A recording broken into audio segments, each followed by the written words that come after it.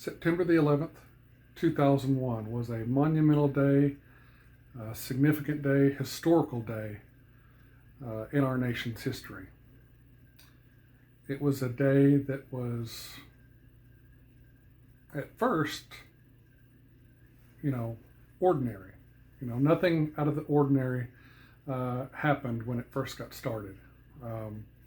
I was in high school at the time. We lived in Abilene, Texas, and it was my junior year of high school. And like I said, normal day. I didn't have much homework on that Monday, the night before, and so I just kind of hung out at home. I think I did have like a little bit of English homework because I had an English class and we were starting our first book, which was The Scarlet Letter, that we had to read. And we would read the book in class, and then we were given notes to take home, like little excerpts from the chapters or chapter that we read each day. And so I think that was the only homework I had, was to go over the excerpt, the kind of the summary review of chapter 1 or chapter 2 or whatever chapter we had started that day. That was basically it. Ate supper, got a shower, got my stuff ready for the next day.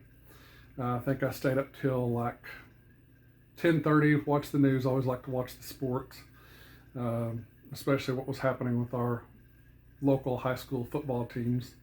Ours was, I went to Abilene High School, so our team was the Abilene High School Eagles. We were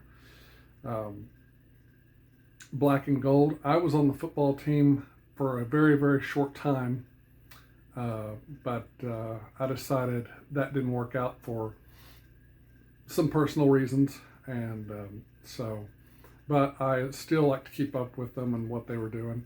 So I was just an ordinary student at the school.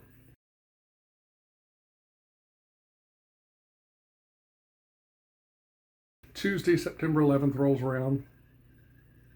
I usually got up like around 5:30, 5:45, something like that. So alarm goes off, I get up, get breakfast, get cleaned up, take a shower, get dressed, make sure I've got all my stuff together.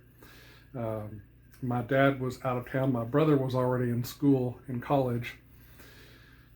And so told Mom I loved her, said goodbye, and headed off to school, which was a short drive, not a long drive. We were living in a rent house at the time, but we had just bought a house to call our own on the other side of town, and we were really excited about it. It was a real nice house, nice neighborhood, a good part of town. So anyway, headed off to school. We had a few minutes to kill. I think I just kind of hung out outside. It was a nice kind of, you could still feel summer in the air, but the air was turning fall, so it was a little bit cool, but not, cold, like winter cold. Just kind of hung out. I think I may have found some of my friends. I don't remember. I know I saw some people that I knew. And then the first bell rang, so that means I had to get to my first class. My first class that day was, believe it or not, U.S. history class. And we had an older gentleman who taught that class. He was a coach at the time, but I don't think he was coaching anymore for Abilene High. His name was John McCabe. Kind of an old school guy, but real nice guy. I really liked him a lot. Had a lot of respect for the guy. Real funny guy. So we get to class, and he checks roll, and we get the day started. We're off and running. And we were off in the lesson. I can't remember what part of U.S. history we were covering. We might have already began the Reconstruction. I don't know, it's too far back. I can't remember exactly what topics we were covering that day or that week. And so directly, we hear a knock on the door, and this teacher comes in, and she says, Coach McCabe, and he's like, yeah, what can I do for you? And she says, you're not going to believe this. A plane has just struck the North Tower of the World Trade Center in New York City.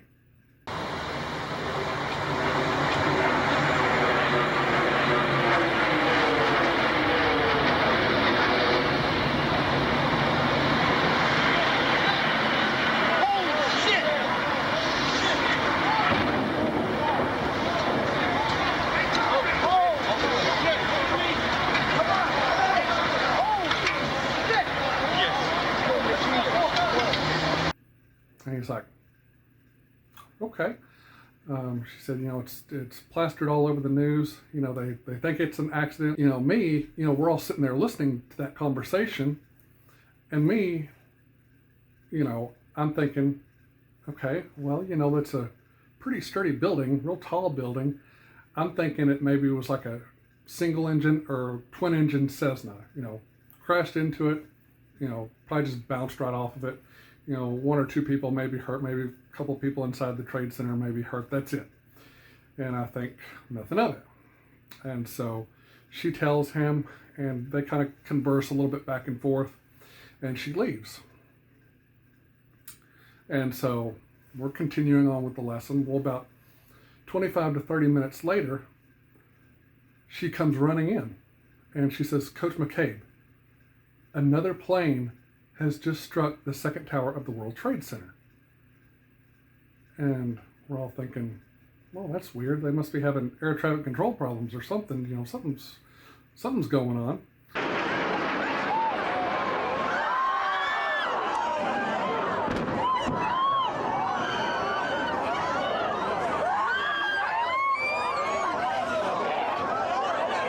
And again, I'm thinking small single engine or twin engine Cessna.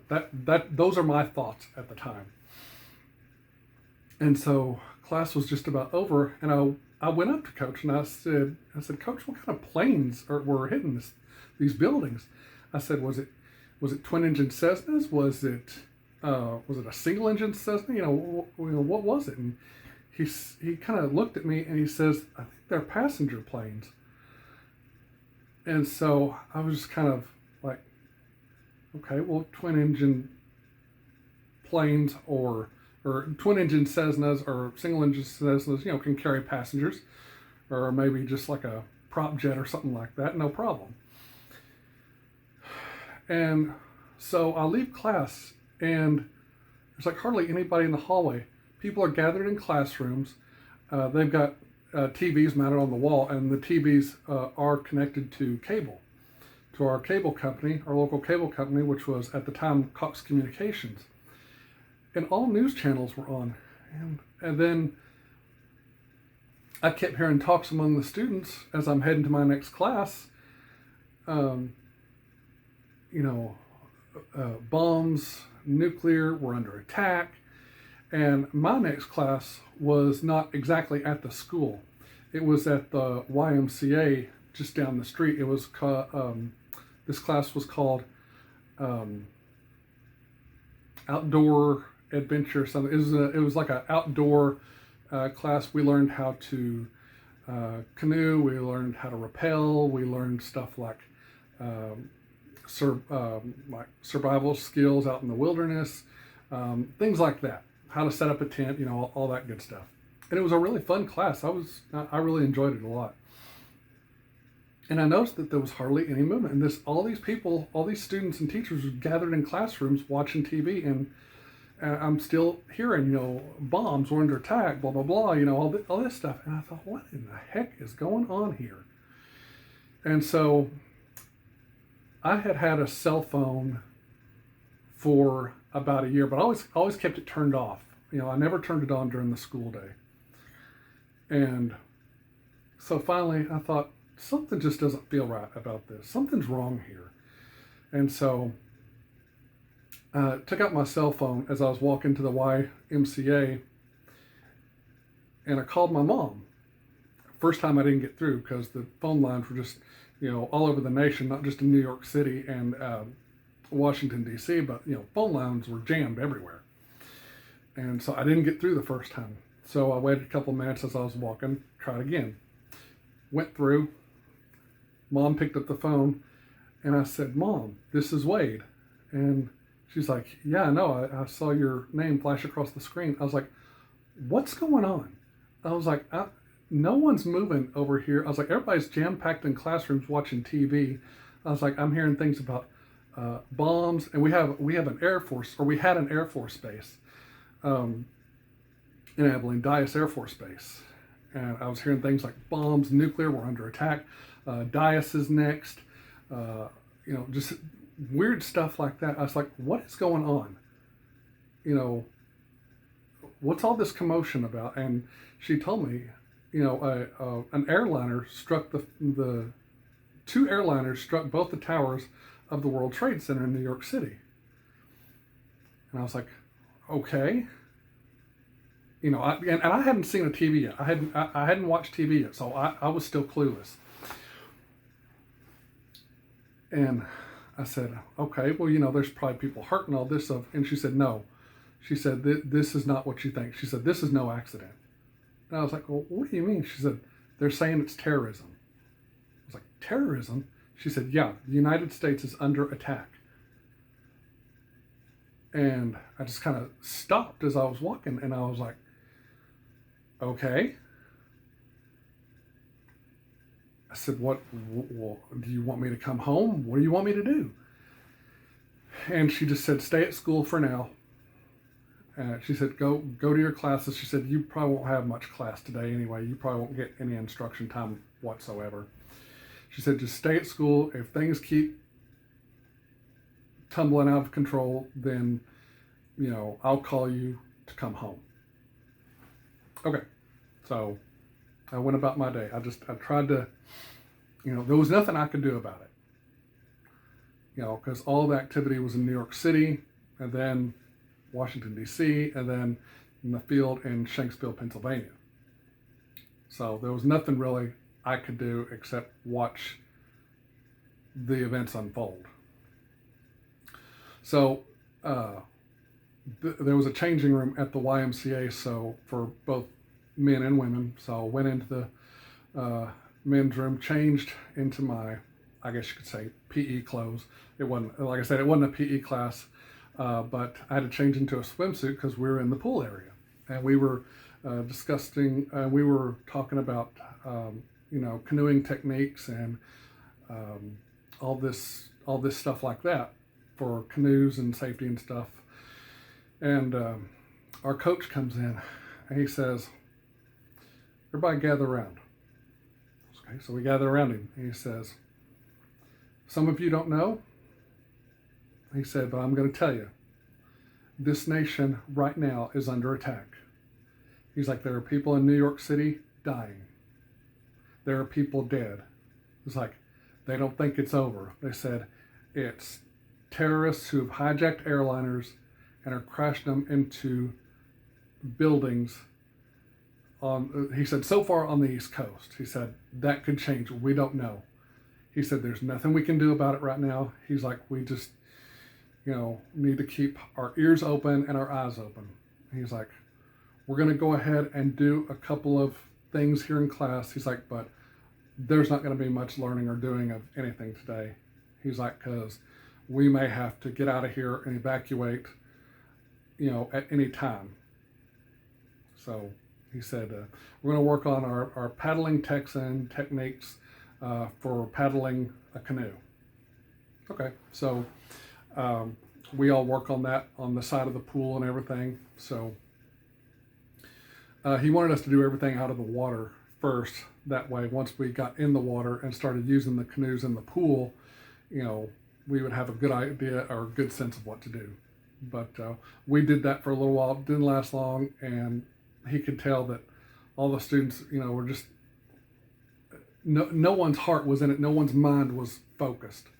Everybody was wondering what the heck was going to happen next. So he's like, okay, that's it for the day. Go ahead and go back, get changed, and then go back to school. Okay.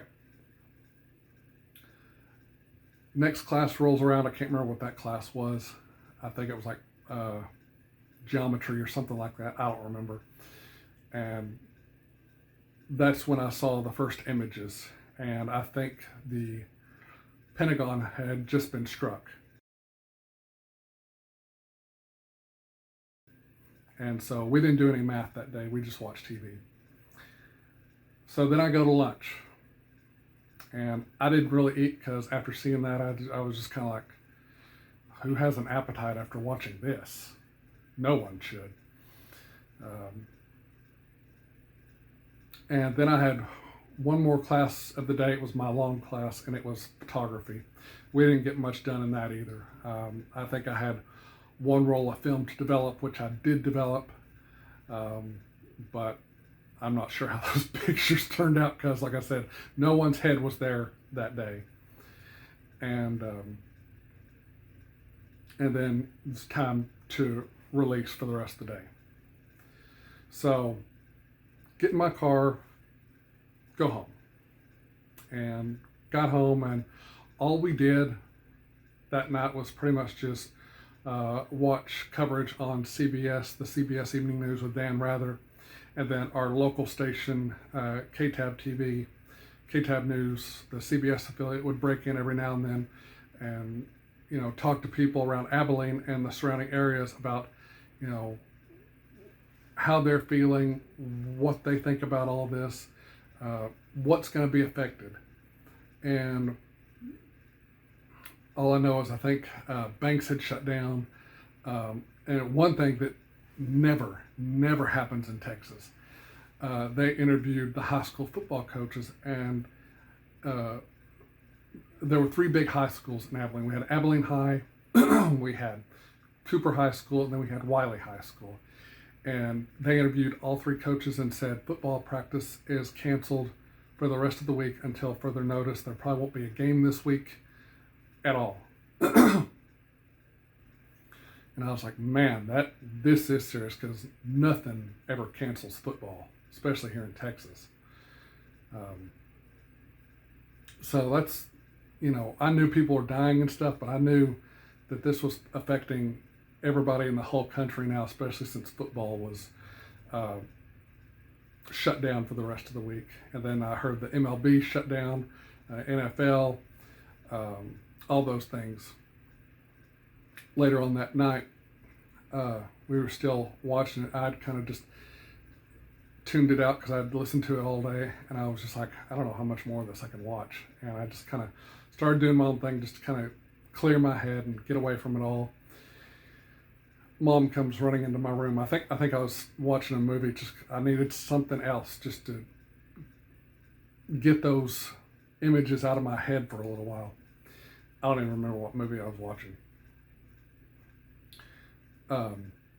She comes in and say, get your keys, get your wallet. We need to go top off our tanks.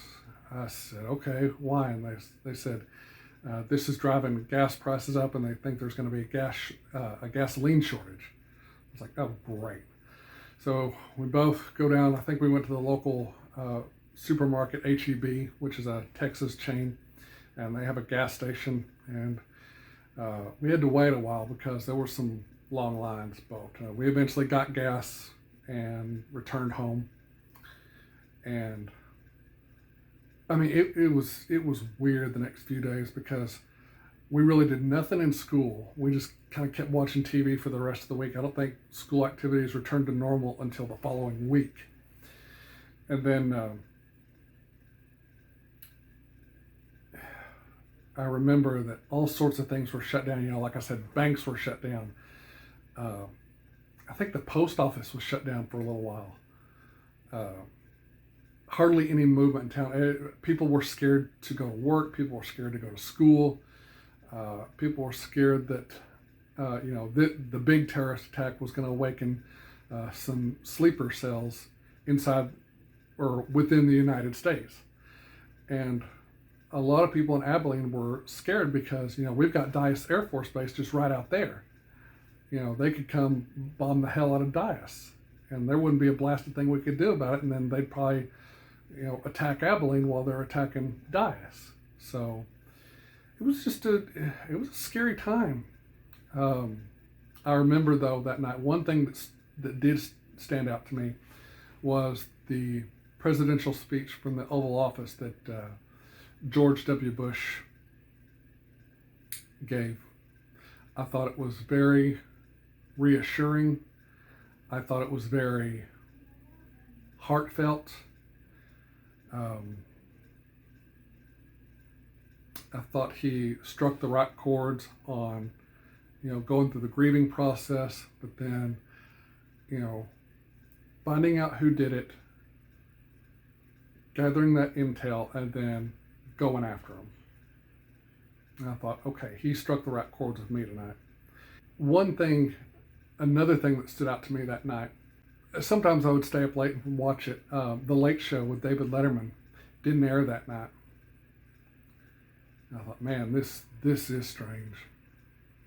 I mean, this is and David Letterman, he didn't air for a few nights afterwards, and finally, I think Mayor of New York City, Rudolph Giuliani, at the time, was trying to get a sense of normalcy brought back to the city, and so I think, if I remember this correctly, he was the one who told, people on Broadway, go back to work.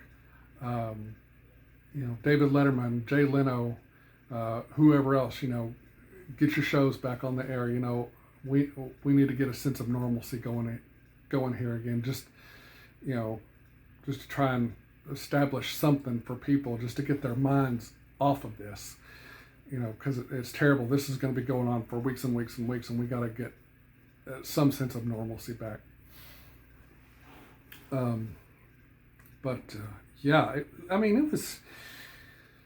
It was scary not knowing. I mean, when you hear words like that being thrown around and, things not going normal at school, and you hear students and even teachers throwing around words like we're under attack, Dyess Air Force Base is next, nuclear attacks are coming, it's not over, they're using airplanes as missiles. I mean, that's scary shit. And I remember I was sad at first for everything that had happened, but then, like every American, it turned into a sense of patriotism. But also there was something underneath that, was anger and hatred for the people that did this. And then they started talking about the guy who they think might have organized all this, Osama bin Laden and Al-Qaeda, Muslim jihadist extremists. That was hard to deal with because my dad worked with somebody who was actually of Muslim descent from Syria, and his wife was from Saudi Arabia. And they had, I don't remember if they had the second child at the time. Yeah, they did. Yes, they did. And they had 2 children, very young children. And I was mad, not directly at them, but at their people, at that culture. I hated Muslims for a long time. And the Holy Bible tells us not to hate anyone. But I was mad. I didn't even want to be around those people. It took me a long time to be able to be around Dad's coworkers, and they were his friends also for a while. I don't think I went around them again until probably 2008. 7, almost 8 years it took for me to be able to settle my anger down and be able to be around them again and just say, okay, it wasn't them directly, but it was, people of their cultures.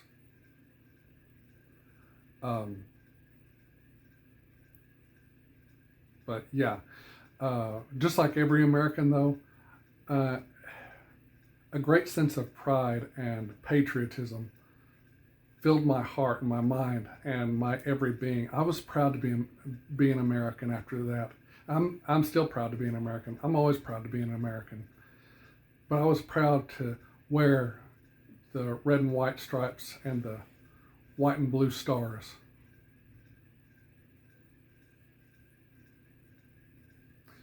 You saw American flags everywhere. You saw people chanting USA, USA, USA. And I was filled with a lot of pride then, and I still am to this day. I love being an American. Yes, America has its problems, but I mean, we're the greatest country on this planet, probably in this universe.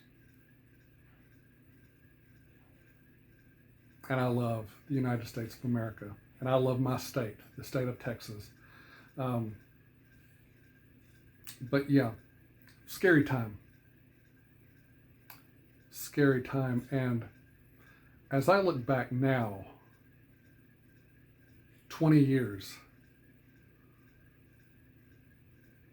and with what's gone on in this country the past few years, how we've let so many things divide us. I saw something the other day and I thought, that's a good quote.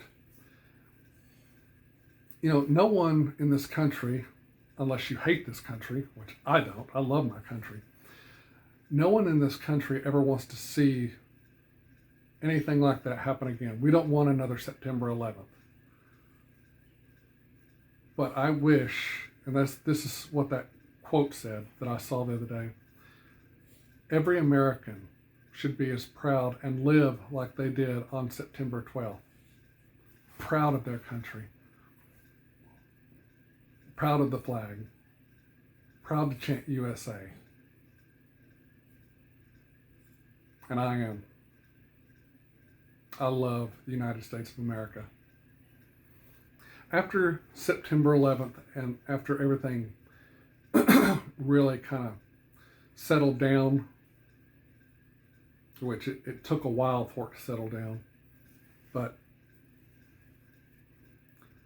it eventually did. And we started the grieving process, then going through that, and then the rebuilding process. And what I thought was going to happen, first of all, when those planes struck the towers, after I finally realized what was going on, after I finally saw, all the images on TV, I saw those fires burning up there. I saw the holes in those buildings. And sadly and horrifically, I saw people jumping to their death. I mean, one thing that crossed my mind is like, how bad must it be up there that the better option is to jump? I mean, it must have been worse than hell up there. That the better option was to either burn to death or jump out the window to your death. I mean, I don't know if I would have been able to make that decision. But man, those, seeing the people falling, those were hard images to watch.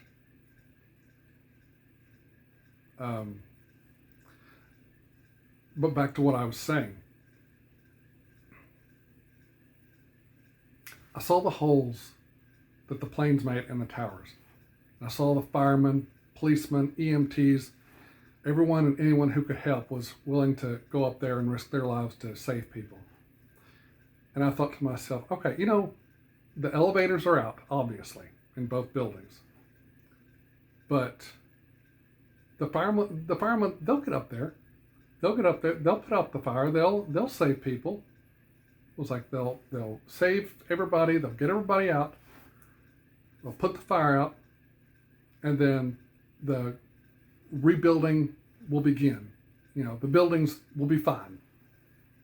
Never in a million years did I think those buildings would come crumbling to the ground. I thought, no, those buildings are way too strong, way too sturdy. I was like, yeah, I know jet fuel burns hot, but I was like, those buildings will be fine once they get up there and once they get hoses and water on everything. I was like, yeah. I was like, they'll still be standing. They'll, rebuild the holes and everything, and we'll show those terrorists, yeah, you may have hurt us, but you didn't bring them down. You didn't bring them down, you son of a bitches. But man, when those towers fell, it was like someone just sucker punched me.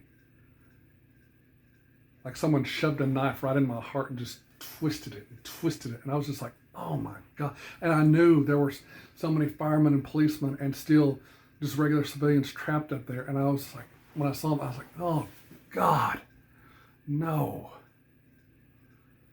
No, no, no. Oh, it was heartbreaking. Heartbreaking, heartbreaking. And I kept thinking to myself, when I was watching the replays, I was like, this is a dream. I'm asleep. This is a bad dream. Wake up. But it wasn't. This was our Pearl Harbor.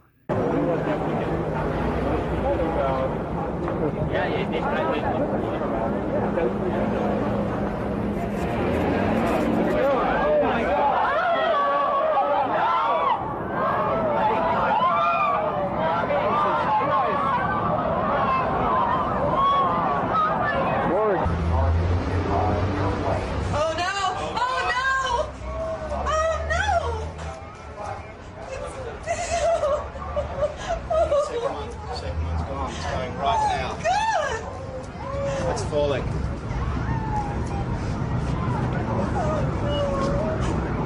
It's gone. The twin. This may have been worse than Pearl Harbor. I don't know. I mean, Pearl Harbor was pretty damn bad. But this was...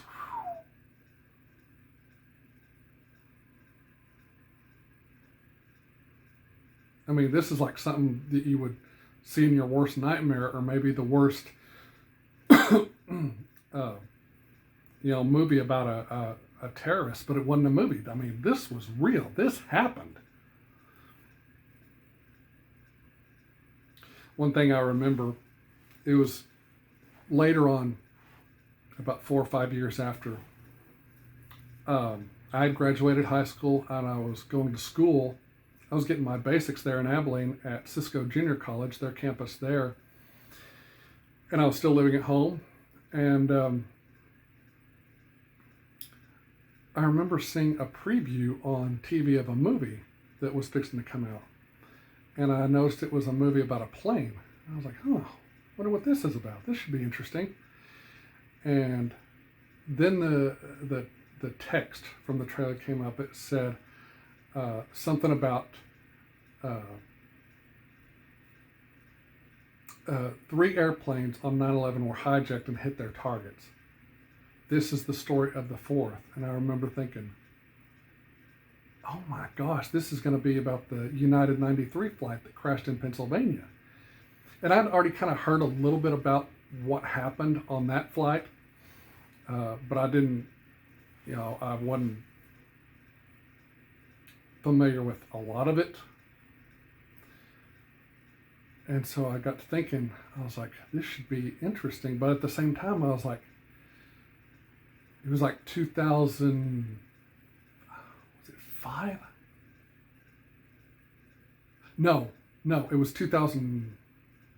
Yeah, it was 2004. Because I was working at KTAB TV. I had actually gotten a job at the TV station that we watched. I used to work at one of the movie theaters in Abilene, but I had stopped working there and then went to work for KTAB News in Abilene. And I remember thinking to myself, is this too early? I mean, I knew eventually there'd be a movie made about this, but I thought this may be too early for people. And then I saw who the director was, Paul Greengrass, the guy who did the 3 Jason Bourne movies with Matt Damon. And I remember I asked my boss, the news director, I said, hey, I know I'm not a news reporter, I'm just a news producer. I said, but I would like to cover this, if you will allow me to. And he looked at me and he said, you know what, this might make a good story. He's like, the first movie out about 9/11, he's like talking to people and seeing, if this is too early, too soon, if it's the right time, if it's not the right time, talking to movie theater management. And so they actually let me do a story, and I did a story on that movie, the release of that film in Abilene, and it aired on the 10 o'clock news, and it also aired on the following morning, the KTAB Daybreak morning show. So yeah, I was, I love movies, but that one filled me with a sense of pride to be able to do a story on that movie. And I didn't take that lightheartedly. I had a full heart when I did that, because, this is not just a regular movie. This is something about a real event that happened just 4 years earlier. So, but September 11th now it still fills me with sadness whenever I think about it. I don't get as angry. I've tried to channel that.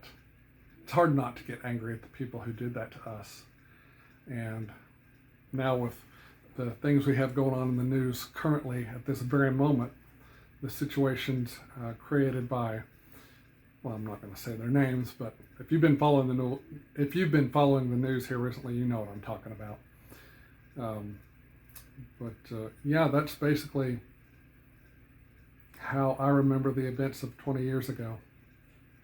Hard to believe the 20th anniversary of September 11th, 2001 is here today, right now. I just wanted to kind of give you all an interview of my thoughts, my feelings, how my day went that day, where I was, what I was doing. It's crazy.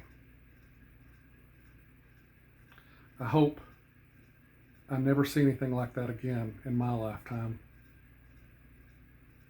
And I hope the future generations of people don't have to experience anything like that again. If I have children, if the good Lord blesses me with a wife and children, I hope they never have to witness anything like that. Ever. Ever, ever, ever. So that's the end of this interview. If you would please all join me real quick for a moment of silence as we remember and reflect all those who lost their lives on September 11th, 2001, 20 years ago. Join me in a moment of silence, please.